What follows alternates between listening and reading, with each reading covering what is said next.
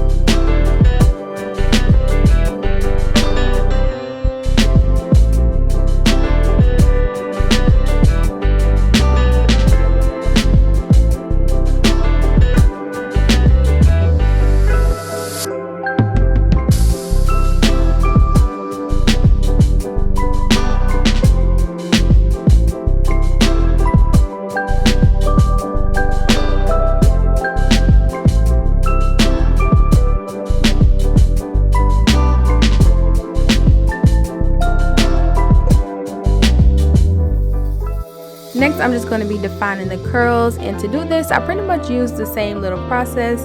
I went ahead and squirted some water in my eyes, you can see. But no, I just spray water on the hair. I also like to use a moisturizer, and then I like to use a foam to seal it all together. And ISEE Hair has really become one of my go-to wig companies. The quality of their hair is so nice. I'm never fighting with it. Like, it's always so easy to comb through. As you guys can see, the brush is literally like sliding through it. All I did was wet the hair. I haven't even added moisturizer or anything to it. This is literally just the hair and water. The texture of the hair is really nice. The quality of the hair is nice. I don't deal with any shedding.